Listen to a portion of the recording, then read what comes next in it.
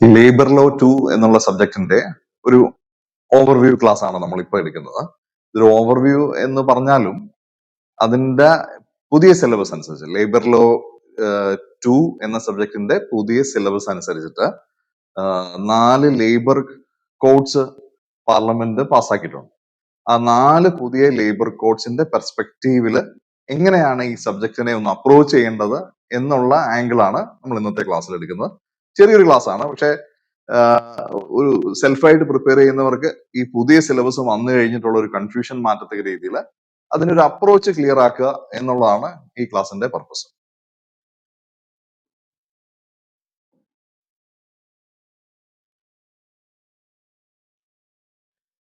നമുക്ക് ആദ്യം തന്നെ ഈ ലേബർ ലോ എന്നുള്ള സബ്ജക്റ്റ് എന്തിനാണ് പഠിക്കുന്നത് അതാണ് ആദ്യമായിട്ട് മനസ്സിലാക്കേണ്ടത്. എന്തിനാണ് ലേബർ ലോ എന്നുള്ള സബ്ജക്റ്റ് പഠിക്കുന്നത്?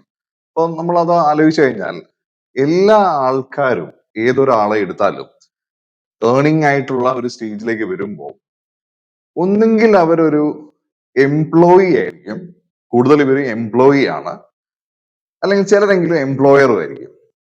അതായത് ഒന്നെങ്കിൽ ജോലി എടുത്ത് ജീവിക്കുന്ന ആൾക്കാരായിരിക്കാം, അല്ലെങ്കിൽ ജോലി കൊടുക്കുന്ന ആൾക്കാരായിരിക്കാം. അതാണ് എംപ്ലോയി അല്ലെങ്കിൽ എംപ്ലോയർ. അപ്പൊ ഇതിലെ ഏതെങ്കിലും ഒരു കാറ്റഗറിയിലായിരിക്കും ഒരു 99% വരുമാനം നേടുന്ന ആൾക്കാർ ഉൾപ്പെടുന്നത്. അപ്പൊ എംപ്ലോയി എന്ന് പറയുമ്പോൾ തന്നെ ഒരു പ്രൈവറ്റ് ഫേമില് എംപ്ലോയി ആവാം, അല്ലെങ്കിൽ ഒരു ഗവൺമെന്റ് ഫേമിലെ എംപ്ലോയി ആയിട്ടുള്ളവരുണ്ടാവാം.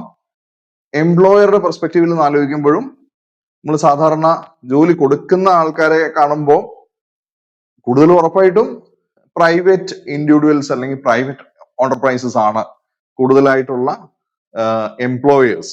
പക്ഷെ ഗവൺമെന്റ് ഒരു പ്രധാന എംപ്ലോയർ ആണ് എന്നുള്ളതാണ് നമ്മൾ ഈ ഒരു പെർസ്പെക്റ്റീവിൽ ആലോചിക്കേണ്ടത്. പിന്നെ സെൽഫ് എംപ്ലോയിഡ് ആയിട്ടുള്ള ആൾക്കാരുണ്ട്. അപ്പൊ അവർ ഒരേ സമയം ഒരു എംപ്ലോയിയും എംപ്ലോയർ എന്നുള്ള ഒരു ആംഗിളിൽ ഉൾപ്പെടുന്ന ഒരു സെൽഫ് എംപ്ലോയേഴ്സ്, അങ്ങനെയുള്ള സെൽഫ് എംപ്ലോയ്മെന്റിന്റെ കാറ്റഗറി വരുന്ന ആൾക്കാരുണ്ട്. എന്നാലും ജനറലി പറഞ്ഞാൽ എംപ്ലോയിയോ എംപ്ലോയറോ ആണ് ഏതാണ്ട് എല്ലാ ആൾക്കാരും. അതുകൊണ്ട് തന്നെ ഒരു എംപ്ലോയി ആ എംപ്ലോയിയുടെ റൈറ്റ്സിനെ പറ്റി ബോധവാന്മാരായിരിക്കണം. അതായത് റൈറ്റ്സ് എന്ന് പറഞ്ഞാൽ എന്താ? റൈറ്റ്സ് എന്ന് പറഞ്ഞാൽ rights are those interest protected by law. അപ്പോൾ ഒരു വ്യക്തിയുടെ അവകാശങ്ങൾ, ഒരു തൊഴിലാളിയുടെ അവകാശങ്ങളെ പറ്റി ബോധവാനായിരിക്കണം. അതുപോലെ ഒരു പ്രസ്ഥാനം നടത്തുന്ന ആള്, ഒരു സംരംഭം നടത്തുന്ന ആള് ആ സംരംഭത്തിലെ തൊഴിലാളികൾക്കുള്ള അവകാശങ്ങളെ പറ്റിയും ബോധവാനായിരിക്കണം. അപ്പൊ ഈ രണ്ട് പർപ്പസ് ആണ് നമുക്ക് ഈ ഒരു രണ്ട് കാര്യത്തിലൂടെ നമ്മൾ മനസ്സിലാക്കേണ്ടത്. അപ്പൊ ഈ ഒരു കാര്യം കൊണ്ടാണ് പ്രധാനമായും എല്ലാവരും ലേബർ ലോ അറിഞ്ഞിരിക്കുന്നത്. ഇത് എല്ലാവരെയും ബാധിക്കുന്ന കാര്യമാണ്, അല്ലാതെ കുറച്ച് പേരെ മാത്രം ബാധിക്കുന്ന ഒരു കാര്യമല്ല. ആ ഒരു കാര്യം പറയാനാണ് നമ്മൾ ഈ ഒരു കാര്യം എടുത്തത്.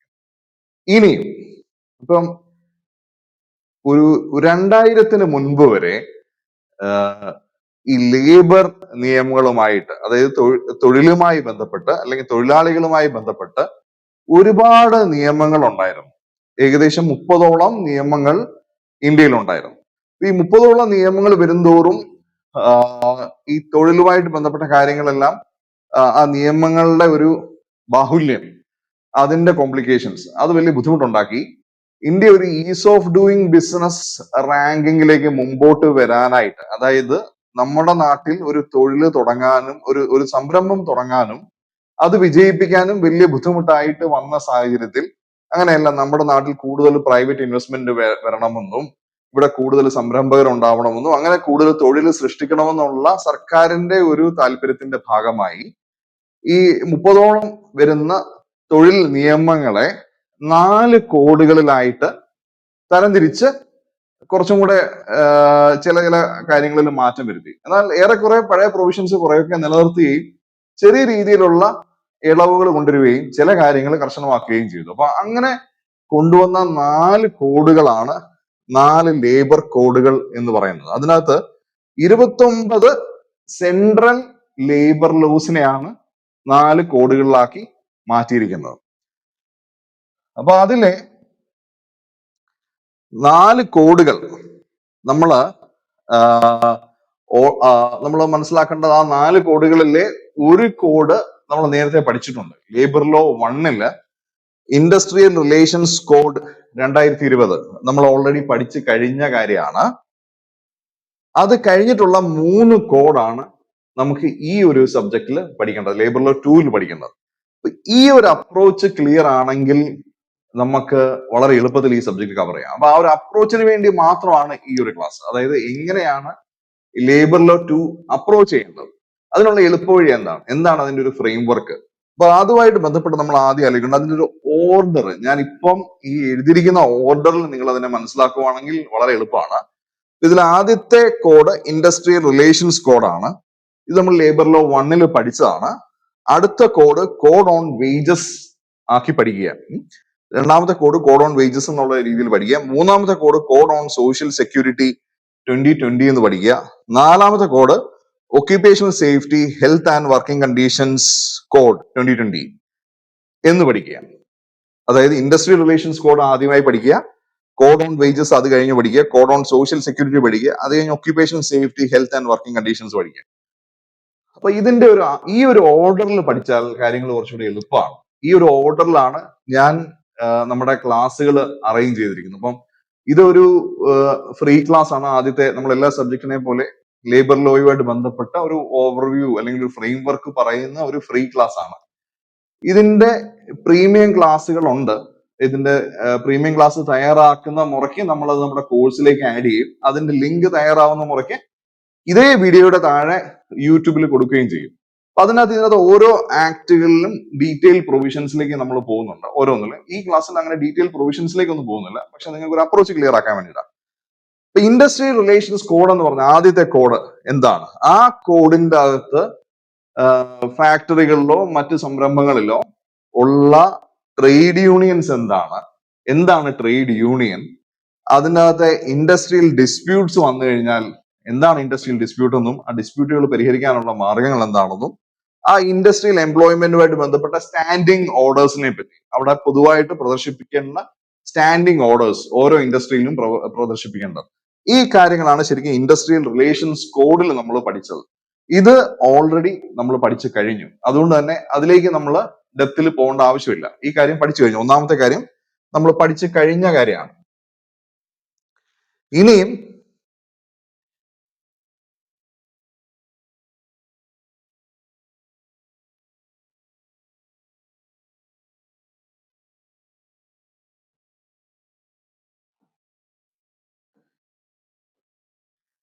രണ്ടാമത്തെ കാര്യം എന്ന് പറഞ്ഞാൽ എന്താണ്? കോഡ് ഓൺ വേജസ് ആണ്. ആ ഒരു രീതിയിൽ പഠിക്കുക. ആദ്യം ഒരു ഇൻഡസ്ട്രി വരുന്നു, ഇൻഡസ്ട്രിയിൽ ഒരു ട്രേഡ് യൂണിയൻ ഉണ്ടാകുന്നു, ഇൻഡസ്ട്രിയൽ ഡിസ്പ്യൂട്ടുകൾ എന്താണെന്ന് മനസ്സിലാക്കുന്നു, ഡിസ്പ്യൂട്ടുകൾ ഉണ്ടെങ്കിൽ പരിഹരിക്കാനുള്ള എന്താണ് അവിടുത്തെ ഒരു സിസ്റ്റം എന്ന് മനസ്സിലാക്കുന്നു. അതേപോലെ സ്റ്റാൻഡിംഗ് ഓർഡേഴ്സിനെ പറ്റി പഠിക്കുന്നു. ഇനി നമുക്ക് പഠിക്കേണ്ടത് ഒരു ഒരു ഒരു ഒരു ഇൻഡസ്ട്രി ആണെങ്കിൽ അവിടെ തൊഴിലാളികൾ ഉണ്ടാവുമല്ലോ, ആ തൊഴിലാളികൾക്ക് ശമ്പളം കൊടുക്കണം അല്ലെ? അപ്പൊ ശമ്പളവുമായി ബന്ധപ്പെട്ട കാര്യങ്ങൾ, വേജസുമായിട്ട് ബന്ധപ്പെട്ട കൂലിയോ ശമ്പളമോ മുതലായ കാര്യങ്ങൾ, അതേപോലെ തന്നെ ബോണസ്, അങ്ങനെയുള്ള കാര്യങ്ങൾ നമുക്ക് കോഡ് ഓൺ വേജസിൽ പഠിക്കണം. ഇനി അത് കഴിഞ്ഞ് കോഡ് ഓൺ സോഷ്യൽ സെക്യൂരിറ്റി വരുമ്പോൾ ഈ ശമ്പളവും ബോണസിനും പുറമെ ഒരു തൊഴിലാളിക്ക് ഒരു സോഷ്യൽ സെക്യൂരിറ്റി, ഒരു സെക്യൂരിറ്റി എന്ന് പറഞ്ഞാൽ എന്താണ്? ഒരു സുരക്ഷിതത്വം അല്ലെ? ഒരു സാമൂഹികമായ സുരക്ഷിതത്വം ഉറപ്പാക്കുന്ന മറ്റ് ഘടകങ്ങൾ എന്തൊക്കെയാണ്? ഒരു തൊഴിലുമായി ബന്ധപ്പെട്ട് പ്രവർത്തിക്കുമ്പോൾ പെട്ടെന്ന് ഒരു ദിവസം തൊഴിൽ നഷ്ടപ്പെട്ടാൽ, അല്ലെങ്കിൽ ദീർഘകാലം തൊഴിൽ ചെയ്തതിന് ശേഷം ഒരു ദിവസം എന്തായാലും എല്ലാത്തിനും ഒരു പ്രായപരിധി ഉണ്ടല്ലോ. അപ്പൊ അതിനുശേഷം ആ തൊഴിൽ നിർത്തുമ്പോൾ അവരുടെ ജീവിതം സുരക്ഷിതമായി മുമ്പോട്ട് കൊണ്ടുപോകാൻ എന്തൊക്കെ കാര്യങ്ങളാണ് ഒരു ഇൻഡസ്ട്രിയുടെ പെർസ്പെക്റ്റീവിൽ നിന്ന് അല്ലെങ്കിൽ ഒരു എംപ്ലോയറുടെ പെർസ്പെക്റ്റീവിൽ നിന്ന് ലഭ്യമാക്കേണ്ടത് എന്നുള്ള കാര്യങ്ങളാണ് കോഡ് ഓൺ സോഷ്യൽ സെക്യൂരിറ്റി പഠിക്കുന്നത്. ആ ഓർഡറിലാണെങ്കിൽ നമുക്കത് മനസ്സിലാക്കി പഠിക്കാം. അപ്പൊ അതിൻ്റെ അകത്ത് നമ്മൾ ആലോചിച്ചു കഴിഞ്ഞാൽ പ്രൊവിഡന്റ് ഫണ്ട്, ഇൻഷുറൻസ്, ഗ്രാറ്റുവിറ്റി, അങ്ങനെയുള്ള കാര്യങ്ങൾ. അപ്പൊ അതാണ് ഇവിടെ വരുന്നത്. ഇനി അത് കഴിഞ്ഞ് നാലാമത്തെ കോഡിലേക്ക് വരുമ്പോൾ occupational safety health and working conditions എന്നൊക്കെ ഉള്ളതിനകത്ത് ഈ ജോലി എടുക്കുന്നതുമായി ബന്ധപ്പെട്ട് ആ വർക്കിംഗ് കണ്ടീഷൻസിൽ ജോലി ചെയ്തുകൊണ്ടിരിക്കുന്ന സമയത്ത്, ജോലി നിർത്തിയതിനു ശേഷമുള്ള കാര്യമല്ല, ജോലി ചെയ്തുകൊണ്ടിരിക്കുന്ന സമയത്ത് തന്നെ അവരുടെ വർക്കിംഗ് കണ്ടീഷൻസുമായിട്ട് ബന്ധപ്പെട്ട ഒക്യുപ്പേഷണൽ സേഫ്റ്റിയും ഹെൽത്തും വർക്കിംഗ് കണ്ടീഷൻസുമായിട്ട് ബന്ധപ്പെട്ട കോഡാണ്. അപ്പൊ അതുമായിട്ട് ബന്ധപ്പെട്ട് നമുക്ക് factories act, mines act, contract labour, അങ്ങനെ അവരുടെ വർക്കിംഗ് കണ്ടീഷൻസ് ആണ് നമ്മൾ അവിടെ മനസ്സിലാക്കുന്നത്. അപ്പൊ ഇതിനകത്ത് ഏതൊക്കെ ആക്ടുകളാണ് വരുന്നത്, അതായത് പണ്ട് നിലനിന്നിരുന്ന 29 ആക്ടിൽ ഏതൊക്കെ ആക്ട് ആണ് ഇതിനകത്ത് ഓരോന്നിനകത്തും മേർജ് ആയിരിക്കുന്നത് നമുക്ക് നോക്കാം. ട്രേഡ് യൂണിയൻസ് ആക്ടും ഇൻഡസ്ട്രിയൽ ഡിസ്പ്യൂട്ട്സ് ആക്ടും ഇൻഡസ്ട്രിയൽ എംപ്ലോയ്മെന്റ് ആക്ടും ആണ് ഇൻഡസ്ട്രിയൽ റിലേഷൻസ് കോഡിലേക്ക് മേർജ് ആയിരിക്കുന്നത്. Minimum wages act, payment of wages act, bonus act, equal remuneration act, ഈ പ്രധാനമായി ഈ 4 ആക്ടുകൾ, 4 കൂടുതൽ ആക്ട് ഉണ്ട്, പക്ഷേ ഈ പ്രധാനമായി ഈ 4 ആക്ടുകൾ കോഡ് ഓൺ വേജസിലേക്ക് മേർജ് ആയിരിക്കുകയാണ്. അതായത് വേജസുമായിട്ടും ബോണസുമായിട്ടും റെമ്യൂണറേഷനുമായിട്ട് ബന്ധപ്പെട്ട കാര്യങ്ങൾ നിങ്ങൾ ആലോചിക്കുക, കോഡ് ഓൺ വേജസിലേക്ക് മേർജ് ആയിട്ടുണ്ട്. വേജസ് എന്നുള്ള ഒരു ആംഗിൾ ആലോചിക്കുക, ശമ്പളവുമായിട്ട് ബന്ധപ്പെട്ട വേജസോ റെമ്യൂണറേഷനോ ബോണസോ ഈ കൺസെപ്റ്റുകളുമായിട്ട് ബന്ധപ്പെട്ട കാര്യങ്ങളെല്ലാം കോഡ് ഓൺ വേജസിലേക്ക് മെർജ് ആയി. ഇനി സോഷ്യൽ സെക്യൂരിറ്റി എന്ന് പറയുമ്പോൾ ഞാൻ പറഞ്ഞ കാര്യങ്ങൾ ആലോചിക്കുക, ഗ്രാറ്റുവിറ്റി, ഇൻഷുറൻസ്, പ്രൊവിഡന്റ് ഫണ്ട്, അങ്ങനെയുള്ള കാര്യങ്ങൾ. അപ്പൊ employee provident fund, employee state insurance act, gratuity act, maternity benefit act. Maternity benefit ആക്ടും ഒരു സോഷ്യൽ സെക്യൂരിറ്റിയുമായിട്ട് ബന്ധപ്പെട്ടതാണ്. ഇത്രയും കാര്യങ്ങൾ കോഡ് ഓൺ സോഷ്യൽ സെക്യൂരിറ്റിയിൽ മെർജ് ആയിട്ടുണ്ട്. ഇനി അത് കഴിഞ്ഞ് occupational safety, health and working conditions code. Occupational safety, health and working conditions കോഡിൽ factories act, mines act, contract labour act തുടങ്ങിയ കാര്യങ്ങളെല്ലാം ആ ഒരു സേഫ്റ്റിയുമായിട്ട് ബന്ധപ്പെട്ട കാര്യങ്ങൾ, വർക്കിംഗ് കണ്ടീഷൻസുമായിട്ട് ബന്ധപ്പെട്ട കാര്യങ്ങൾ എല്ലാം ഇവിടെയാണ് മെർജ് ആയിരിക്കുന്നത്. ഇതൊന്നും കൂടെ നമുക്ക് ഡീറ്റെയിൽ ആയിട്ട് നോക്കാം. അതിനു മുമ്പ് ഇപ്പോഴത്തെ ഈ കോഡുകളുടെ ഒരു സ്റ്റാറ്റസ്, ഞാൻ ഈ വീഡിയോ എടുക്കുന്ന സമയത്ത് ഈ കോഡുകളുടെ ഒരു സ്റ്റാറ്റസ് പറഞ്ഞാൽ, ഈ 4 കോഡും പാർലമെന്റ് പാസ്സാക്കിയിട്ടുണ്ട്. ഈ 4 കോഡും പാർലമെന്റ് പാസ്സാക്കിയിട്ടുണ്ട്, പ്രസിഡന്റിന്റെ സൈനും കിട്ടിയിട്ടുണ്ട്. പക്ഷേ ഇത് പലതും ഇംപ്ലിമെന്റ് ചെയ്തിട്ടില്ല. പലതും നല്ല 4 എണ്ണവും ഇംപ്ലിമെന്റ് ചെയ്തിട്ടില്ല. കാര്യം ലേബർ എന്നുള്ളത് ഒരു കൺകറന്റ് ലിസ്റ്റിലുള്ള ഒരു സബ്ജക്റ്റ് ആണ്. നമ്മൾ ഇന്ത്യൻ കോൺസ്റ്റിറ്റ്യൂഷൻ പഠിക്കുമ്പോൾ union list, state list, concurrent list എന്നിങ്ങനെ 3 ലിസ്റ്റ് ഉണ്ട് അല്ലെ. ആ 3 ലിസ്റ്റ് ഉണ്ട്. അപ്പൊ കൺകറന്റ് ലിസ്റ്റിലാണ് ഒരു ഐറ്റം ഉൾപ്പെടുത്തിയിട്ടുണ്ടെങ്കിൽ ആ ലിസ്റ്റില് സെൻട്രൽ ഗവൺമെന്റിനും സ്റ്റേറ്റ് ഗവൺമെന്റിനും നിയമം പാസ്സാക്കാൻ പറ്റും. അപ്പൊ സെൻട്രൽ ഗവൺമെന്റ് ആണ് 29 നിയമങ്ങൾ നേരത്തെ പാസ്സാക്കിയിട്ടുള്ളത്. അതിനെ 4 കോഡാക്കി മാറ്റിയത് സെൻട്രൽ ഗവൺമെന്റ് തന്നെയാണ് ആ കൺകറന്റ് ലിസ്റ്റിലുള്ള അധികാരത്തിൽ വെച്ചത്. പക്ഷെ ഇത് ഓരോ സ്റ്റേറ്റിലുമാണല്ലോ നടപ്പാക്കേണ്ടത്. അപ്പൊ ആ അതത് സ്റ്റേറ്റുകള് അത് ഇംപ്ലിമെന്റ് ചെയ്യണം. അതിന്റെ സ്റ്റേറ്റ് ഗവൺമെന്റ് അതുമായിട്ട് ബന്ധപ്പെട്ട റൂൾ ഫ്രെയിം ചെയ്യണം. അതിന്റെ ഇംപ്ലിമെന്റേഷൻ സ്റ്റേറ്റ് ഗവൺമെന്റ് ചെയ്തിട്ടില്ല. അവിടെ അങ്ങനെ ഒരു കാര്യത്തിൽ വെയിറ്റിംഗിലാണ്. അപ്പൊ അതിന്റെ ഒരു ഡിലേ എന്ന് പറഞ്ഞാൽ ഈ പറഞ്ഞതുപോലെയാണ്, ലേബർ കൺകറന്റ് ലിസ്റ്റിലുള്ള ഒരു സബ്ജക്റ്റ് ആണ്. പല സ്റ്റേറ്റുകളും അതിന്റെ നോട്ടിഫിക്കേഷൻ, സ്റ്റേറ്റുകൾ സ്വന്തം റൂൾസ് ഫ്രെയിം ചെയ്തിട്ട് അത് നോട്ടിഫൈ ചെയ്യണം. അത് ഇതുവരെ ചെയ്തിട്ടില്ല. അതുകൊണ്ടാണ്. പിന്നെ ചില കൺസേൺസ് ഇപ്പോഴും റിസോൾവ് ചെയ്യാനുണ്ട്. ഇൻഡസ്ട്രിയുടെ ഭാഗത്തു നിന്നും ട്രേഡ് യൂണിയൻസിന്റെ ഭാഗത്തു നിന്നും ഈ പുതിയ 4 കോഡുകളുമായി ബന്ധപ്പെട്ട ചില കാര്യങ്ങൾ ഇപ്പോഴും ചർച്ച ചെയ്ത് തീരുമാനമാക്കിയിട്ടില്ല. അതും ഇതിൻ്റെ അകത്തുള്ള ഒരു ഡിലേയുടെ ഒരു റീസൺ ആണ്. അപ്പം ഇനി ഒന്നുകൂടെ ഞാൻ അപ്രോച്ച് ഒന്ന് ക്ലിയർ ആക്കിയിട്ട് നമുക്ക് ഈ ഒരു ഓവർവ്യൂ ക്ലാസ് വൈൻഡ് അപ്പ് ചെയ്യാം. പ്രധാനമായും മനസ്സിലാക്കേണ്ട ഒരു കാര്യം എന്ന് പറഞ്ഞാൽ, ഈ 4 കോഡുകളിൽ എന്തൊക്കെ കാര്യങ്ങളാണ് കീ ഏരിയസ് ആയിട്ട് വരുന്നത് എന്ന് ആലോചിക്കുക. ഏതൊക്കെ ആക്ട് ആണ് മെർജ് ചെയ്തത് നമ്മൾ ഓൾറെഡി കണ്ടു. ആ ആക്ടുകളിൽ തന്നെ എന്തൊക്കെ കാര്യങ്ങളാണ് വരുന്നത് എന്ന് ആലോചിക്കുക. അപ്പം ട്രേഡ് യൂണിയനെ പറ്റിയിട്ടോ ഡിസ്പ്യൂട്ടുകളെ പറ്റിയിട്ടോ സ്ട്രൈക്ക്, ലേ ഓഫ്, റീട്രെഞ്ച്മെന്റ് ഇങ്ങനെയുള്ള കാര്യങ്ങൾ വരുവാണെങ്കിൽ, ഏതെങ്കിലും കാര്യങ്ങൾ വരുവാണെങ്കിൽ അവിടെ നമുക്ക് ഇൻഡസ്ട്രിയൽ റിലേഷൻസ് കോഡ് 2020 അതാണ് നമ്മൾ അവിടെ ഉപയോഗിക്കേണ്ടത്. അത് നമ്മൾ ഓൾറെഡി പഠിച്ചു കഴിഞ്ഞു. ഇനി കോഡ് ഓൺ വേജസിൽ wages, bonus, deductions, equal remuneration ഇങ്ങനെയുള്ള കൺസെപ്റ്റുകളാണ്. Wages, bonus, deductions, equal remuneration ഇതെല്ലാം ക്വസ്റ്റ്യൻ ചോദിക്കാവുന്ന കാര്യങ്ങളാണ്. എന്താണ് വേജസ്, എന്താണ് ബോണസ്, അതിന്റെ പാരാമീറ്റർ എന്താണ്, ഡിഡക്ഷൻസ് എങ്ങനെയാണ് കണക്കാക്കുന്നത്, എവിടെയൊക്കെ ഡിഡക്ഷൻസ് ആപ്ലിക്കബിൾ ആണ്, ആപ്ലിക്കബിൾ അല്ലാത്തത് എന്താണ്, ഈക്വൽ റെമ്യൂണറേഷൻ എന്നുള്ള കൺസെപ്റ്റ് എന്താണ്, ഇങ്ങനെയുള്ള കാര്യങ്ങളൊക്കെ എവിടെയാണ് വരുന്നത്? കോഡ് ഓൺ വേജസിലാണ് വരുന്നത്. ഇനി കോഡ് ഓൺ സോഷ്യൽ സെക്യൂരിറ്റി എന്ന് പറഞ്ഞാൽ ആ ഒരു സാമൂഹിക സുരക്ഷിതത്വമായിട്ട് ബന്ധപ്പെട്ട കാര്യങ്ങൾ എന്തൊക്കെയാണ്? പ്രൊവിഡന്റ് ഫണ്ട്, ഗ്രാറ്റുവിറ്റി, ഇതാണ് provident fund, gratuity, employee state insurance, maternity benefit. ഈ പുതിയ കോഡ് അനുസരിച്ച് ഗിഗ് വർക്കർ വെൽഫെയർ എന്നുള്ള കാര്യം കൂടെ കോഡ് ഓൺ സോഷ്യൽ സെക്യൂരിറ്റിയിൽ ആഡ് ചെയ്തിട്ടുണ്ട് പുതിയ ഇതനുസരിച്ചിട്ട്. ഗിഗ് വർക്കർ എന്ന് പറഞ്ഞാൽ എന്താണ്? ഒരു സ്ഥിര ജോലിക്കാരനല്ല, ഒരു ചെറിയ കാര്യത്തിന് ഒരു ചെറിയ പ്രോജക്റ്റ് മാത്രം ഏറ്റെടുത്ത് ചെയ്യുന്ന ആൾക്കാർ. ഒരു ഉദാഹരണം പറഞ്ഞാൽ സ്വിഗ്ഗി സൊമാറ്റോയിലൊക്കെ വർക്ക് ചെയ്യുന്ന ആൾക്കാർ.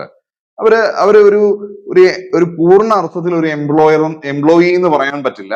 ഒരു ഗിഗ് വർക്കർ എന്നുള്ള വാക്കാണ് കുറച്ചുകൂടെ നല്ലത്. ഗിഗ് എന്ന് പറഞ്ഞാൽ ഒരു ചെറിയ പ്രോജക്റ്റിനെയാണ് ഗിഗ് എന്ന് പറയുന്നത്. അപ്പൊ ഒരു സ്ഥലത്തു നിന്ന് ഒരു പാഴ്സൽ കളക്ട് ചെയ്യുക, അടുത്ത സ്ഥലത്ത് കൊണ്ട് കൊടുക്കുക. അത് അത്രയും മാത്രമേ അവർക്ക് ചെയ്യാൻ താല്പര്യമുള്ളെങ്കിൽ അത്രയും മാത്രം ചെയ്യുക, അതിനുള്ള റെമ്യൂണറേഷൻ വാങ്ങിക്കുക. അതാണ് ഗിഗ് വർക്കർ. അപ്പൊ അതുപോലെ ഒരുപാട് ഗിഗുകൾ പ്രൊവൈഡ് ചെയ്യുന്ന സൈറ്റുകളുണ്ട്. ഫ്രീലാൻസർ, ഫൈവർ എന്നൊക്കെയുള്ള സൈറ്റുകളിലെല്ലാം ഗിഗ്സ് ആണ് അവിടെ വാങ്ങിക്കുകയും സെല് ചെയ്യുകയും ചെയ്യുന്നത്.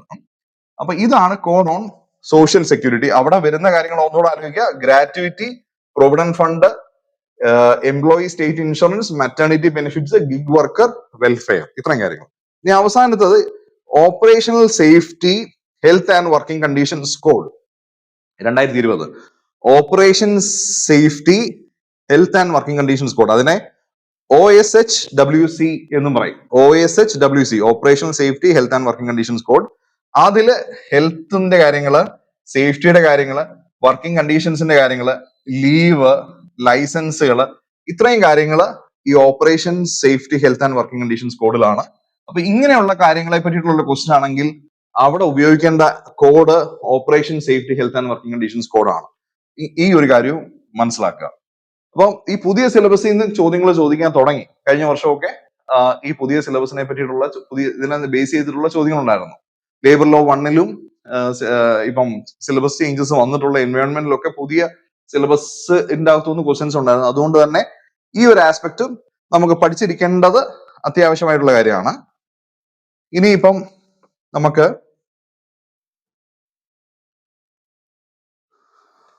ഓരോ കോഡുകളും ഒന്ന് ഓടിച്ചു നോക്കിയിട്ട് ക്ലാസ് അവസാനിപ്പിക്കാം. കോഡ് ഓൺ ഇൻഡസ്ട്രിയൽ റിലേഷൻസ് ഞാൻ പറഞ്ഞു, ഇത് നമുക്ക് ഡെപ്തിൽ പോകേണ്ട ആവശ്യമില്ല. പക്ഷെ ക്വസ്റ്റ്യൻ വന്നാൽ, അതിന് അബദ്ധവശാൽ കയറി വന്നാലെങ്കിൽ നിങ്ങൾക്ക് മനസ്സിലാക്കുക ഇത് നമ്മൾ പഠിച്ചു കഴിഞ്ഞ ഒരു ആസ്പെക്ട് ആണ്. ലേബർ ലോ 1-ലുള്ള കാര്യങ്ങളാണ്. അതിനകത്ത് ട്രേഡ് യൂണിയൻ എന്നുള്ള കൺസെപ്റ്റ് നമ്മൾ പഠിച്ചു, സ്റ്റാൻഡിംഗ് ഓർഡർ എന്നുള്ള കൺസെപ്റ്റ് പഠിച്ചു, ഇൻഡസ്ട്രിയൽ ഡിസ്പ്യൂട്ട്സ് പഠിച്ചു, strikes, lockout, lay off, retrenchment, closure, grievance redressal committees, dispute resolution mechanism, ഇതെല്ലാം നമ്മൾ പഠിച്ചതാണ്. അപ്പൊ ട്രേഡ് യൂണിയനുമായിട്ട് ബന്ധപ്പെട്ട് നമ്മൾ പഠിച്ചത് എന്തൊക്കെയാണ്? ട്രേഡ് യൂണിയന്റെ രജിസ്ട്രേഷൻ, ട്രേഡ് യൂണിയന്റെ റെക്കഗ്നീഷൻ, ട്രേഡ് യൂണിയന്റെ റൈറ്റ്സ്, ഡ്യൂട്ടീസ്, അങ്ങനെയുള്ള കാര്യങ്ങളാണ് നമ്മൾ ട്രേഡ് യൂണിയൻസുമായിട്ട് ബന്ധപ്പെട്ട് പഠിച്ചത്. ഇനി standing orders, industrial employment standing orders act, അതുമായിട്ട് ബന്ധപ്പെട്ട് സ്റ്റാൻഡിംഗ് ഓർഡേഴ്സ് എന്ന് പറഞ്ഞാൽ എന്താ? ഒരു ഇൻഡസ്ട്രിയിൽ എംപ്ലോയിയും എംപ്ലോയറും തമ്മിലുള്ള ടേംസ് ആൻഡ് കണ്ടീഷൻസ് അല്ലെങ്കിൽ വർക്കിംഗ് കണ്ടീഷൻസ് പബ്ലിക്കലി ഡിസ്പ്ലേ ചെയ്യുന്നതിനാണ് സ്റ്റാൻഡിംഗ് ഓർഡർ എന്ന് പറയുന്നത്. അപ്പൊ അങ്ങനെ rules of conduct of employees in establishment with 300+ workers, അങ്ങനെയുള്ള 300-ലധികം ആൾക്കാരുള്ള ഒരു ഇൻഡസ്ട്രിയിൽ അല്ലെങ്കിൽ ഒരു എസ്റ്റാബ്ലിഷ്മെന്റിലുള്ള എംപ്ലോയിയുടെ കണ്ടക്ട് എങ്ങനെയാണ്, അവർ എത്ര സമയത്ത് എപ്പോൾ ജോലിക്ക് വരണോ, എപ്പോൾ ജോലി കഴിയും, ലീവ് എങ്ങനെയാണ്, അങ്ങനെയുള്ള കാര്യങ്ങളൊക്കെയാണ് ഈ സ്റ്റാൻഡിംഗ് ഓർഡേഴ്സിൽ പറയുന്നത്. ഇനി ഇൻഡസ്ട്രിയൽ ഡിസ്പ്യൂട്ട്സ് എന്ന് പറയുന്ന കൺസെപ്റ്റിൽ അതിനകത്ത് അതുമായിട്ട് ബന്ധപ്പെട്ട് തന്നെ ഇൻഡസ്ട്രിയൽ ഡിസ്പ്യൂട്ട്സ് ആക്ട് ഉണ്ടായിരുന്നു.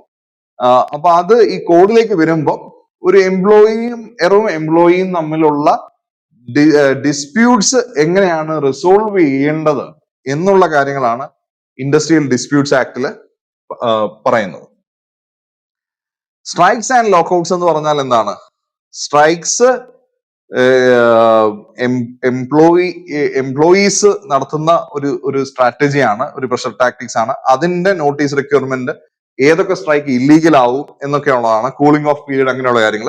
ലോക്കൌട്ട് എംപ്ലോയർ തിരിച്ച് എംപ്ലോയിയുടെ അടുത്തോട്ട് ചെയ്യുന്ന ഒരു സ്ട്രാറ്റജിയാണ് ലോക്കൌട്ട്. അത് നമ്മൾ കണ്ടു കഴിഞ്ഞു. ലേ ഓഫ്, റീട്രെഞ്ച്മെന്റ്, ക്ലോഷർ, ഇത് മൂന്നും തമ്മിലുള്ള വ്യത്യാസങ്ങൾ. ലേ ഓഫ് എന്ന് പറഞ്ഞാൽ എന്താണ്? റീട്രെഞ്ച്മെന്റ് എന്ന് പറഞ്ഞാൽ എന്താണ്?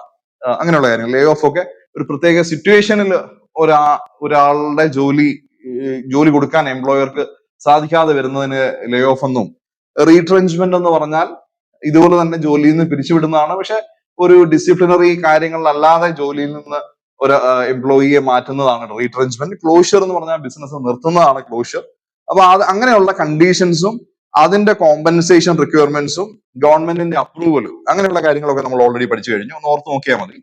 ഇനി ഗ്രിവൻസ് റിട്രസൽ കമ്മിറ്റീസ് എന്ന് പറഞ്ഞാൽ 20-ലധികം ജോലിക്കാരുള്ള വർക്കേഴ്സ് ഉള്ള എസ്റ്റാബ്ലിഷ്മെന്റിൽ ഒരു പ്രശ്നം വന്നാൽ അവിടെ തന്നെ ഇന്റേണൽ ആയിട്ട് ആ ഗ്രിവൻസ് റിഡ്രസ് ചെയ്യാനായിട്ട് എന്ത് മെക്കാനിസം ആണ് ഉള്ളത്, അതാണ് ഗ്രിവൻസ് റിഡ്രസൽ കമ്മിറ്റികൾ എന്ന് പറയുന്നത്.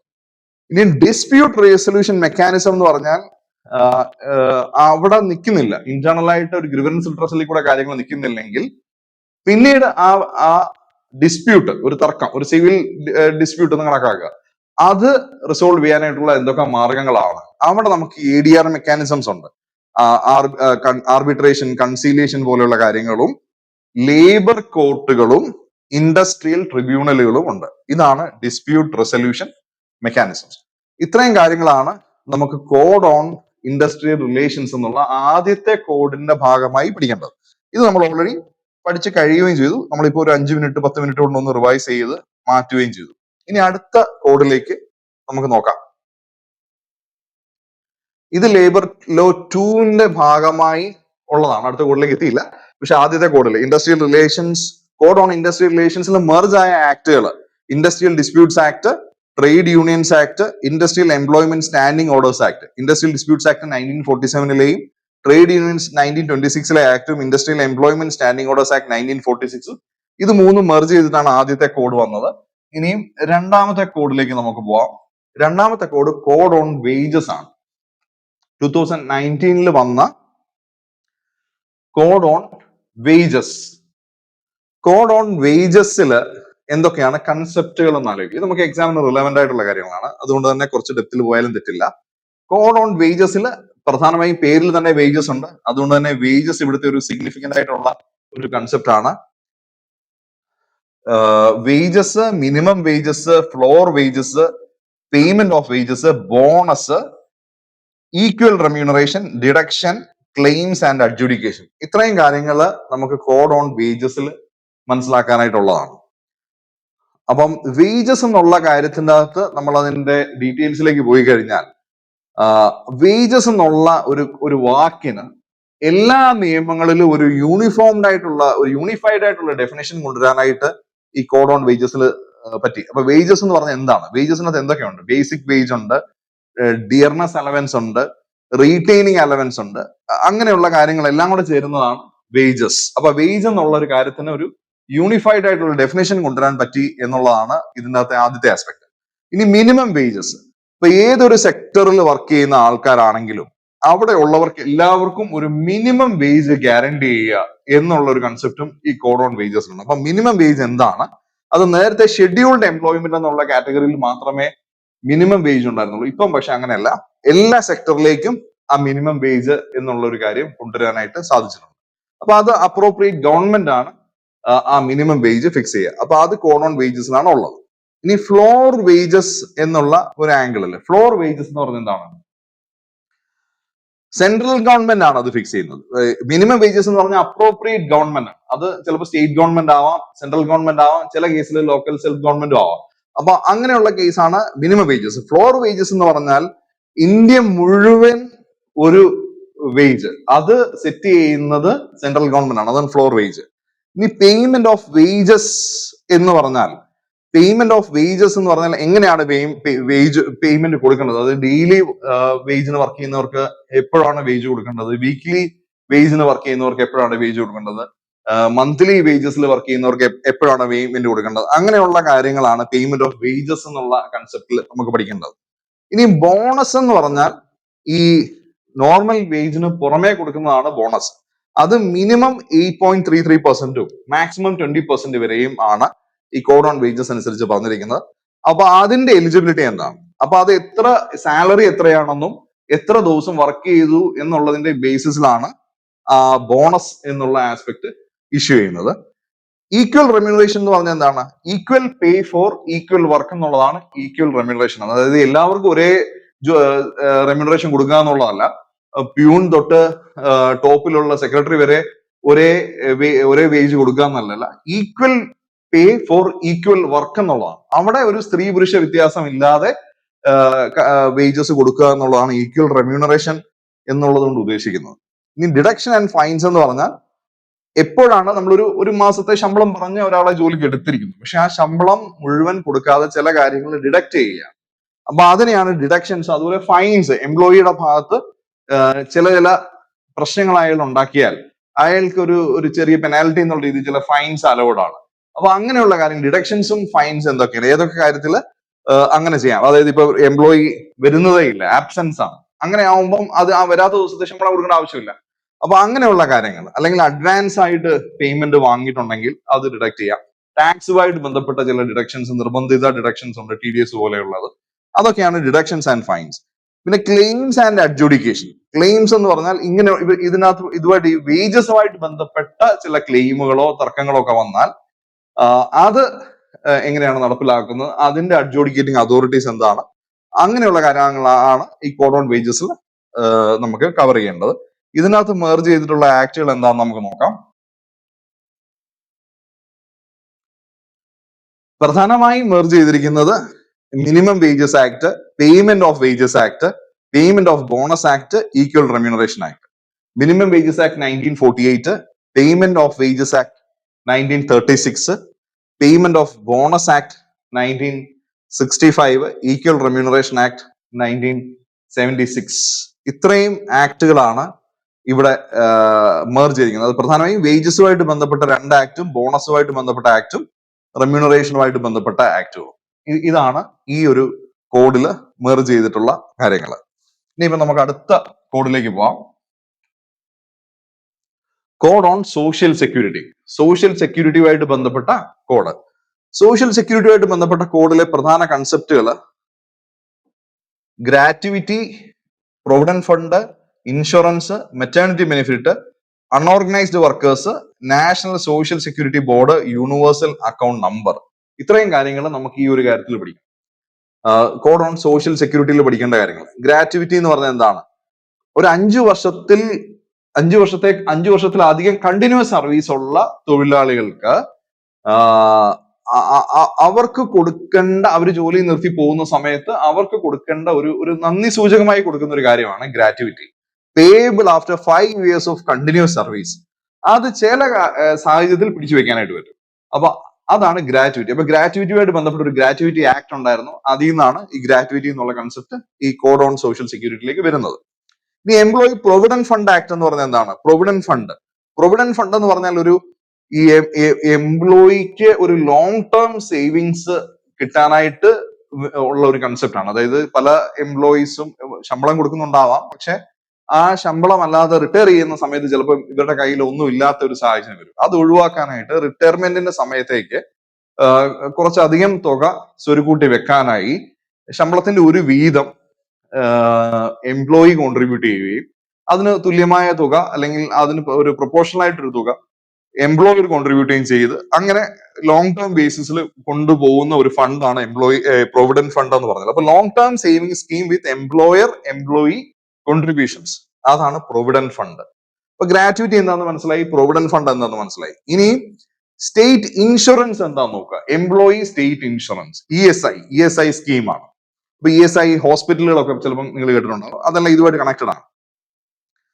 അപ്പൊ ഇൻഷുറൻസ് ആണ്. ഇൻഷുറൻസ് എന്ന് പറഞ്ഞാൽ എന്താണ്? ഒരു സോഷ്യൽ സെക്യൂരിറ്റിയുമായിട്ട് ബന്ധപ്പെട്ട കാര്യങ്ങളാണ്. നമുക്ക് എന്തെങ്കിലും ഒരു ആരോഗ്യ പ്രശ്നങ്ങളോ അങ്ങനെ എന്തെങ്കിലും കാര്യം വന്നാൽ അവിടെയാണ് ഇൻഷുറൻസ് വരുന്നത്, അല്ലെ? അപ്പൊ അതിനുവേണ്ടി ചിലപ്പം ചെറിയ രീതിയിലുള്ള ഒരു പ്രീമിയം അടയ്ക്കുകയും നമുക്കൊരു എമർജൻസി വരുമ്പോൾ അതിന്റെ ബെനിഫിറ്റ് കിട്ടുകയും ചെയ്യുന്ന ഒരു കൺസെപ്റ്റ് ആണല്ലോ ഇൻഷുറൻസ് എന്ന് പറഞ്ഞാൽ. അപ്പൊ medical and cash benefits for sickness, maternity, employment injury, അതാണ് എംപ്ലോയി സ്റ്റേറ്റ് ഇൻഷുറൻസ് എന്നതുകൊണ്ട് ഉദ്ദേശിക്കുന്നത്. ഇതാണ് നമ്മളിപ്പം കണ്ടത്. ഇനി മെറ്റേണിറ്റി ബെനിഫിറ്റ് എന്ന് പറഞ്ഞാൽ എന്താണ്? ഈ ഒരു പ്രഗ്നൻസിയുമായിട്ട് ബന്ധപ്പെട്ട കാര്യങ്ങൾ, അല്ലെ? അപ്പൊ ഒരു പ്രഗ്നന്റ് ആയിട്ടുള്ള ഒരു ലേഡിക്ക് 26 ദിവസത്തെ 26 വീക്കില് 26 ആഴ്ചകളിലേക്ക് പെയ്ഡ് ലീവാണ്. ഒരു പെയ്ഡ് ലീവ് കിട്ടും. അതുപോലെ നഴ്സിംഗ് ബ്രേക്കുകൾ കൊടുക്കും, പാല് കൊടുക്കാനായിട്ട് ഉള്ള ബ്രേക്കുകളുണ്ട്, ക്രഷ് ഫെസിലിറ്റികൾ എംപ്ലോയർ കൊടുക്കണം. അങ്ങനെയുള്ള കാര്യങ്ങളാണ് ഈ മെറ്റേണിറ്റി ബെനിഫിറ്റ് എന്നതുകൊണ്ട് നമ്മൾ അർത്ഥമാക്കുന്ന കാര്യങ്ങൾ. മെറ്റേണിറ്റി ബെനിഫിറ്റ് എന്ന് പറയുമ്പോൾ അതുമായിട്ട് മെറ്റേണിറ്റി ബെനിഫിറ്റ് ആക്ട് ഉണ്ടായിരുന്നു, അതാണ് ഈ ഒരു ഇതിലേക്ക് മെർജ് ചെയ്തിട്ടുള്ളത്. അപ്പൊ 26 വീക്കിലെ പെയ്ഡ് ലീവുകള്, നഴ്സിംഗ് ബ്രേക്കുകൾ, ക്രഷ് ഫെസിലിറ്റികൾ, അങ്ങനെയുള്ള കാര്യങ്ങൾ. പിന്നെ അൺഓർഗനൈസ്ഡ് വർക്കേഴ്സിന്റെ ഒരു എക്സാമ്പിൾ ആണ് നമ്മൾ മുമ്പേ പറഞ്ഞ ഗിഗ് വർക്കേഴ്സ് അല്ലെ. ഈ സ്വിഗ്ഗി സൊമാറ്റോയിലൊക്കെ വർക്ക് ചെയ്യുന്നത് ഗിഗ് വർക്കേഴ്സ് ആണ്. അവർ അൺഓർഗനൈസ്ഡ് ആണ്. അൺഓർഗനൈസ്ഡ് എന്ന് പറഞ്ഞാൽ ഒരു ഓർഗനൈസ്ഡ് സെഗ്മെന്റ് എന്ന് പറഞ്ഞാൽ ഒരു 10-ലധികം ആൾക്കാർ ഒരു സ്ഥാപനത്തിൽ വർക്ക് ചെയ്യുമ്പോഴാണ് അതിനൊരു ഓർഗനൈസ്ഡ് സെക്ടർ എന്ന് പറയുന്നത്. സർക്കാരൊക്കെ ഒരു ഓർഗനൈസ്ഡ് സെക്ടറാണ്. പക്ഷെ നമ്മുടെ നാട്ടിലെ ചെറുകിട കടകൾ, ഇപ്പൊ 1-2 ജോലിക്കാർ മാത്രമുള്ള കടകൾ, അതൊക്കെ ഒരു അൺഓർഗനൈസ്ഡ് സെക്ടറാണ്. അല്ലെ വീട്ടില് ജോലിക്ക് വരുന്ന ജോലിക്കാർ, പറമ്പിൽ പണിയെടുക്കാനായിട്ട് വരുന്ന ജോലിക്കാർ, അല്ലെ വീട്ടു ജോലിക്ക് വരുന്നവര്, അവരൊക്കെ അൺഓർഗനൈസ്ഡ് സെഗ്മെന്റിലുള്ള ആൾക്കാരാണ്. അപ്പൊ അൺഓർഗനൈസ്ഡ് ആയിട്ടുള്ള വർക്കേഴ്സിനുള്ള സോഷ്യൽ സെക്യൂരിറ്റി സ്കീംസ് അത് ഗിഗ് വർക്കേഴ്സിനും കൂടെ എക്സ്റ്റെൻഡ് ചെയ്ത് കൊടുക്കുന്ന കാര്യങ്ങള്, പ്ലാറ്റ്ഫോം വർക്കേഴ്സ്, ബിൽഡിംഗ് വർക്കേഴ്സ്, അങ്ങനെയുള്ള കാര്യങ്ങളാണ് ഈ അൺഓർഗനൈസ്ഡ് വർക്കേഴ്സുമായിട്ട് ബന്ധപ്പെട്ട കാര്യങ്ങൾ നമ്മൾ പഠിക്കുന്നത്. ഇനി നാഷണൽ സോഷ്യൽ സെക്യൂരിറ്റി ബോർഡ് എന്ന് പറയുന്ന ഒരു അതോറിറ്റി ഇതിനകത്ത് വന്നു എന്നുള്ളതാണ്. നാഷണൽ സോഷ്യൽ സെക്യൂരിറ്റി ബോർഡ് അത് ഗിഗ് ആൻഡ് അൺഓർഗനൈസ്ഡ് വർക്കേഴ്സിന്റെ വെൽഫെയറിന് വേണ്ടിയിട്ടാണ് നാഷണൽ സോഷ്യൽ സെക്യൂരിറ്റി ബോർഡ്. അത് ഒരു ഷോർട്ട് ക്വസ്റ്റൻ ആയിട്ട് ചോദിക്കാം, നാഷണൽ സോഷ്യൽ സെക്യൂരിറ്റി ബോർഡ്. അതുപോലെ യൂണിവേഴ്സൽ അക്കൗണ്ട് നമ്പർ എന്നുള്ളതും ചോദിക്കാം. യൂണിവേഴ്സൽ അക്കൗണ്ട് നമ്പർ എന്ന് പറഞ്ഞാൽ എന്താണ്? ഓരോ വർക്കർക്കും ഉള്ള ഒരു അക്കൗണ്ട് നമ്പറാണ്. അത് പോർട്ടബിൾ ആണ്. ഒരു സ്ഥാപനത്തിൽ നിന്ന് അടുത്ത സ്ഥാപനത്തിലേക്ക് പോയാലും ആ യൂണിവേഴ്സൽ അക്കൗണ്ട് നമ്പർ ആപ്ലിക്കബിൾ ആണ്. അവിടെയുള്ള ബെനിഫിറ്റ്സ് അതിപ്പം ESI ആവാം, പ്രൊവിഡന്റ് ഫണ്ട് ആവാം, അങ്ങനെയുള്ള കാര്യങ്ങളൊക്കെ അടുത്ത സ്ഥാപനത്തിലേക്കും പോർട്ട് ചെയ്യാൻ പറ്റുന്നതുമായിട്ട് ബന്ധപ്പെട്ട കാര്യങ്ങളാണ് universal account number for portability and integration of social security benefits. ഇത്രയും കാര്യങ്ങളാണ് നമുക്ക് ഈ കോഡ് ഓൺ സോഷ്യൽ സെക്യൂരിറ്റിയിൽ പഠിക്കേണ്ടത്. മനസ്സിലായി എന്ന് വിചാരിക്കുന്നു. അപ്പൊ ഇതിൻ്റെ അകത്ത് ഏതൊക്കെ ആക്ട് ആണ് മെർജ് ചെയ്തതെന്ന് നമുക്ക് നോക്കാം. കോഡ് ഓൺ സോഷ്യൽ സെക്യൂരിറ്റിയിൽ മെർജ് ആയിട്ടുള്ള 9 ആക്ട് ഉണ്ട്. അതിൽ പ്രധാനപ്പെട്ട ആക്ടുകൾ എംപ്ലോയി പ്രൊവിഡന്റ് ഫണ്ട് ആക്ട്. നമ്മളത് പഠിച്ചു കഴിഞ്ഞതാണ്. പഠിച്ചു കഴിഞ്ഞെന്ന് പറഞ്ഞാൽ ഇപ്പൊ ആ കൺസെപ്റ്റ് പഠിച്ചു. Employee provident fund and miscellaneous provisions act 1952. പിന്നെ state insurance act 1948, maternity benefit act 1961, payment of gratuity act 1972, payment of gratuity act 1972, unorganised workers and social security act 2008 and others. അപ്പം ഇതിനകത്ത് 1, 2, 3, 4, 5 കാര്യങ്ങൾ പ്രധാനമായും പറഞ്ഞിട്ടുണ്ട്. ഇത് കൂടാതെയുള്ള ആക്ടുകൾ മെർജ് ചെയ്തിട്ടുണ്ട്. അപ്പം പക്ഷെ നമുക്ക് ഓർക്കാനായിട്ട് കൺസെപ്റ്റുകൾ ഓർത്താൽ മതി. പ്രൊവിഡന്റ് ഫണ്ട് സോഷ്യൽ സെക്യൂരിറ്റിയുടെ ഭാഗമാണ്. അതുകൊണ്ട് പ്രൊവിഡന്റ് ഫണ്ടുമായിട്ട് ബന്ധപ്പെട്ട ആക്ട് 1952 ആക്ട്. അതുപോലെ തന്നെ ഗ്രാറ്റുവിറ്റി ഇതുമായിട്ട് ബന്ധപ്പെട്ടതാണ്. അതുകൊണ്ട് ഗ്രാറ്റുവിറ്റി ആക്ട് 1972. ഇൻഷുറൻസ് ഇതുമായിട്ട് ബന്ധപ്പെട്ടതാണ്. അതുകൊണ്ട് തന്നെ employee state insurance act 1948. Maternity benefit ഉണ്ട് 1961. Unorganised workers and social security act 2008 merge ചെയ്തിട്ടാണ് 2020 ഇങ്ങനെ ഒരു കോഡ് വരുന്നത്. ഇതും മനസ്സിലായി എന്ന് വിചാരിക്കുന്നു. ഇനി അവസാനത്തെ കോഡ്, നാലാമത്തെ code occupational safety health and working conditions code. Occupational safety health and working conditions code OSHWC 2020. അപ്പൊ ഇതിൻ്റെ അകത്ത് പേര് തന്നെ ഉണ്ട്, occupational safety health working conditions, അങ്ങനെയുള്ള കാര്യങ്ങളാണ്. അപ്പൊ അതിനകത്ത് എന്തൊക്കെയാണ് നമുക്ക് വരേണ്ടത്? ഹെൽത്തും സേഫ്റ്റിയും, വെൽഫെയർ പ്രൊവിഷൻസ്, വർക്കിംഗ് അവേഴ്സും ലീവും, വിമന്റെ എംപ്ലോയ്മെന്റ്, കുട്ടികളുടെയും അഡോൾസൻസിന്റെ എംപ്ലോയ്മെന്റ്, ലൈസൻസും രജിസ്ട്രേഷൻസും, അങ്ങനെയുള്ള കാര്യങ്ങൾ. പിന്നെ അതുപോലെ തന്നെ ഇൻസ്പെക്ടർ കം ഫെസിലിറ്റേറ്റർ എന്നുള്ളൊരു ആസ്പെക്റ്റും ഇതിൻ്റെ അകത്ത് വരുന്നുണ്ട്. അപ്പം ഇത് ഹെൽത്ത്, വെൽഫെയർ, സ്ത്രീകളുടെ എംപ്ലോയ്മെന്റ്, കുട്ടികളുടെ എംപ്ലോയ്മെന്റ്, അങ്ങനെയുള്ള കാര്യങ്ങളാണ് ഇതിനകത്ത് വരുന്നത്. അപ്പൊ ഹെൽത്തിന്റെ അകത്ത് വരുന്ന കാര്യങ്ങൾ എന്തൊക്കെയാണെന്ന് നമുക്ക് നോക്കാം. ഹെൽത്തിന്റെ അകത്ത്, ഹെൽത്ത് ആൻഡ് സേഫ്റ്റി മെഷേഴ്സിന്റെ അകത്ത് cleanliness, ventilation, portable water, Hazard control, PPEs, അങ്ങനെയുള്ള കാര്യങ്ങളാണ്. അതായത് ഒരു ജോലി സ്ഥലത്ത് ക്ലെൻലിനെസ് ഉണ്ടാവണം, വെന്റിലേഷൻ ഉണ്ടാവണം, പോർട്ടബിൾ വാട്ടർ ഉണ്ടാവണം, ഹസാർഡ് കൺട്രോൾ ഉണ്ടാവണം, PPEs ഉണ്ടാവണം, അങ്ങനെയുള്ള കാര്യങ്ങളാണ്. ഇനി വെൽഫെയർ പ്രൊവിഷൻസ് എന്ന് പറഞ്ഞാൽ അവിടെ എന്തൊക്കെ ഉണ്ടാവണം? ഒരു ക്രഷ് ഉണ്ടാവണം, ക്യാൻറ്റീൻ ഉണ്ടാവണം, റെസ്റ്റ് റൂമുകൾ ഉണ്ടാവണം, ഫസ്റ്റ് എയ്ഡ് ഉണ്ടാവണം. അവിടുത്തെ വർക്കിംഗ് കണ്ടീഷൻസ് ഒരു ഹ്യൂമൻ വർക്കിംഗ് കണ്ടീഷൻസ് ഉണ്ടാവണം. ഇനി വർക്കിംഗ് അവേഴ്സ് എന്ന് പറഞ്ഞാൽ സാധാരണഗതിയിൽ 8 മണിക്കൂറാണ് ഒരു ദിവസം അതിനിടയ്ക്ക് റെസ്റ്റ് എടുക്കാനുള്ള ഇന്റർവെൽസ് ഉണ്ടാവണം, വീക്ക്ലി ഹോളിഡേയ്സ് ഉണ്ടാവണം, ആനുവൽ ലീവ് ഉണ്ടാവണം. എംപ്ലോയ്മെന്റ് ഓഫ് വിമൻ വരുമ്പോൾ വിമന്റെ കേസിൽ വരുമ്പോൾ നൈറ്റിൽ അവർ ജോലി ചെയ്യുന്നുണ്ടെങ്കിൽ അവിടെ ഒരു സേഫ്റ്റി കണ്ടീഷൻസ് എൻഷുർ ചെയ്തിട്ട് വേണം permission four night work with safety conditions എന്നുള്ള കാര്യങ്ങൾ. കുട്ടികളുടെ കാര്യത്തിൽ ഒരുപാട് റെസ്ട്രിക്ഷൻസ് ഉണ്ട്. 14 വയസ്സിൽ താഴെയുള്ള കുട്ടികളെ ഹസാഡസ് ആയിട്ടുള്ള എംപ്ലോയ്മെന്റിൽ പറ്റില്ല എന്നുള്ളത് ഇന്ത്യൻ കോൺസ്റ്റിറ്റ്യൂഷനിൽ തന്നെ പറയുന്നുണ്ട്. അപ്പൊ അങ്ങനെയുള്ള കാര്യങ്ങൾ, അഡോൾസൻസ് ആണെങ്കിൽ അവരുടെ മെഡിക്കൽ ഫിറ്റ്നസുമായിട്ട് ബന്ധപ്പെട്ട കാര്യങ്ങൾ ഒക്കെ ശ്രദ്ധിക്കേണ്ടതായിട്ടുണ്ട്. ഇനി ഒരു ഒരു ഒരു ബിസിനസ് അല്ലെ ഒരു ഫാക്ടറി അല്ലെ ഒരു ഇൻഡസ്ട്രി തുടങ്ങുമ്പോൾ അവിടെ എന്തൊക്കെ ലൈസൻസ് ആണ് എടുക്കേണ്ടത്, ലൈസൻസ്, രജിസ്ട്രേഷൻ തുടങ്ങിയ കാര്യങ്ങൾ, അവിടെ ഒരു digital single window system for registration എന്നുള്ളൊരു ആസ്പെക്ട് ഇതിൽ പ്രൊപ്പോസ്ഡ് ആണ്. Digital single window clearance system for registration, അതായത് ease of doing business improve ചെയ്യാൻ വേണ്ടിയിട്ട്. പിന്നെ ഇൻസ്പെക്ടർ കം ഫെസിലിറ്റേറ്റർ എന്നുള്ള ഒരു പോസ്റ്റ് ഉണ്ട് ഇതിനകത്ത്. ഒക്യുപേഷൻ സേഫ്റ്റി എന്നത് ഇൻസ്പെക്ടർ കം ഫെസിലിറ്റേറ്റർ, അവിടെ power to inspect, guide and insure compliance ആണ്. അതാണ് ഇതിനകത്തെ ഒരു അതോറിറ്റി, ഇൻസ്പെക്ടർ കം ഫെസിലിറ്റേറ്റർ. ഇത്രയുമാണ് ഈ ഒരു കോഡില് പ്രധാനമായും മനസ്സിലാക്കേണ്ട കാര്യം. അത് ക്ലിയർ ആയി എന്ന് വിചാരിക്കുന്നു. ഇനി ഇതിനകത്ത് എന്തൊക്കെ ആക്ടുകളാണ് മെർജ് ചെയ്തതെന്ന് നമുക്ക് നോക്കാം. ഇതിനകത്ത് മെർജ് ചെയ്തിരിക്കുന്ന 13 ആക്ടുകൾ ഇതിനകത്ത് മെർജ് ചെയ്തിട്ടുണ്ട്. പ്രധാന ആക്ടുകൾ: factories act 1948, mines act 1952, contract labour act 1970, interstate migrant workmen act 1979, building and other construction workers act 1996. ഇങ്ങനെയുള്ള പ്രധാന ആക്ടുകളാണ് ഇതിൽ മെർജ് ചെയ്തിരിക്കുന്നത്. അതായത് factories act, mines act, contract labour act, interstate migrant workmen act 1979, building and other construction workers act 1996. അങ്ങനെയുള്ള ആക്ടുകളാണ് ഇതിൽ merge ചെയ്തിരിക്കുന്നത്. അപ്പം അതും ഇങ്ങനെ മനസ്സിലാക്കിയാൽ ഇതിനകത്തൊരു ഫ്രെയിം വർക്ക് നിങ്ങൾക്ക് മനസ്സിലായി എന്നാണ് വിചാരിക്കുന്നത്. അതാണ് ശരിക്കും ഈ ക്ലാസിന്റെ പർപ്പസും. അതായത് നമുക്ക് എങ്ങനെ ഈ സബ്ജക്റ്റിനെ അപ്രോച്ച് ചെയ്യാം. പഴയ സിലബസ് മാത്രം സ്റ്റിക്ക് ചെയ്യരുത്. പുതിയ സിലബസിലേക്ക് വരുമ്പോൾ എങ്ങനെയാണ് ഈ സബ്ജക്റ്റിനെ അപ്രോച്ച് ചെയ്യുക. പഴയ സിലബസിലുള്ള കാര്യങ്ങൾ തന്നെയാണ്, പക്ഷെ അത് 4 കോഡിലേക്ക് എങ്ങനെയാണ് ഡിവൈഡ് ചെയ്തിരിക്കുന്നത്, അതിന്റെ ഒരു ഡിവിഷൻ എങ്ങനെയാണ്, ഈ ഒരു ഫ്രെയിം വർക്കിൽ പോയ സിലബസ് കംപ്ലീറ്റ് ആയി ഈ ഒരു ഓർഡറിൽ അങ്ങ് പഠിച്ചാൽ നമുക്ക് കൺഫ്യൂഷൻ ഇല്ലാതെ ഈ സബ്ജക്ട് തീർക്കുകയും ചെയ്യാം. ഇതിൻ്റെ ഓരോ കാര്യത്തെ പറ്റിയിട്ടുള്ള ഡെപ്ത് ഉള്ള ക്ലാസ്സുകൾ നമ്മുടെ